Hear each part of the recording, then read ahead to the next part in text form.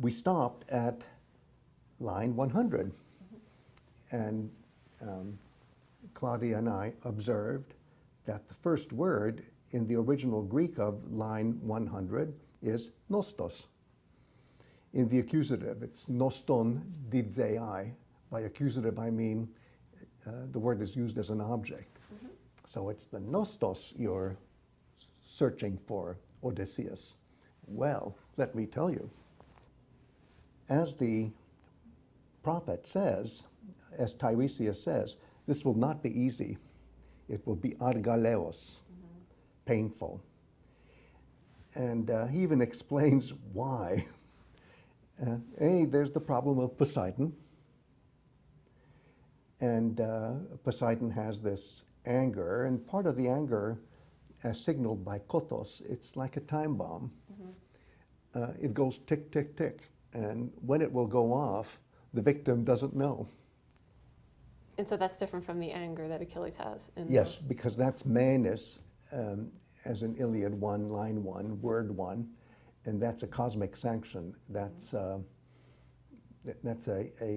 even bigger anger. But this one is something to be reckoned with. And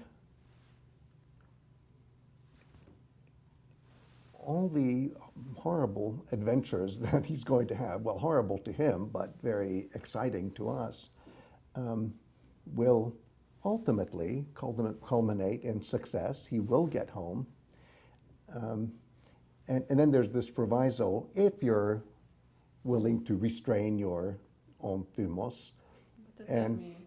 Well, it turns out that all the companions will die. So he'll make it, Odysseus will make it, but nobody else will. Well, we've been thinking before in earlier conversations about restraint. Yes, and the companions certainly don't show restraint ever, and Odysseus often fails to show restraint himself, so he's going to get into real trouble. But somehow that's going to be key to his Nostos. Yes, beautifully said. And then we even find out what will get them into real trouble. But let me just cut right through it, is that eventually Odysseus will make it back, and not even in his own ship, in line 115. And at this point, we're starting to see a preview of a lot of the things that happen in the second half of the Odyssey, about the suitors, about Penelope, and it'll all have a sort of happy ending. Line 119, you kill the suitors, and then you figure, well, then everything will be fine. But this is a story that doesn't stop with our Odyssey. This prophecy manages to spill over into adventures of Odysseus beyond our Odyssey. And that's where it gets interesting for you and me, because we're interested in the tomb of Odysseus and how are we supposed to imagine it. And our Odyssey doesn't stop with the death of Odysseus. It stops much earlier. It's when Odysseus kills the suitors and is reunited with Penelope. So let's see how that death is going to take place when Odysseus gets to a place where people don't know what the sea is, line 122, and then where they don't know anything about ships and navigating, 124, and then they certainly don't know what an oar is for propelling a ship, number 125.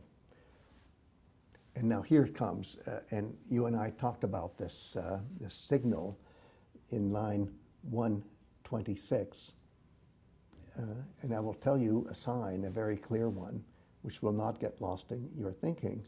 And as I was already indicating, this is not just a signal for what will happen at this point in the story. It's also a signal about how to visualize the tomb of Odysseus, and for that matter, the death of Odysseus. And both the tomb and the death are mystical, and they're going to be problems for us in how to visualize.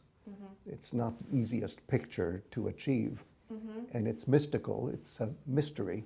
And that's why this discourse is so riddling. So is the message that what you see visually, that there's more to it than that? There is. Is that what you mean? There is. And let's do a preview before we go to part 3 of our analysis of this amazing passage. And that is, even when there's some guy who's walking around with an oar on his shoulder, even when you see that, that can mean different things to different people. And maybe, just maybe, there's some situations where it's not a guy with an oar, it's a guy with an agricultural implement. That's a very different way of looking at things. It's viewing it in a different context. It's all context.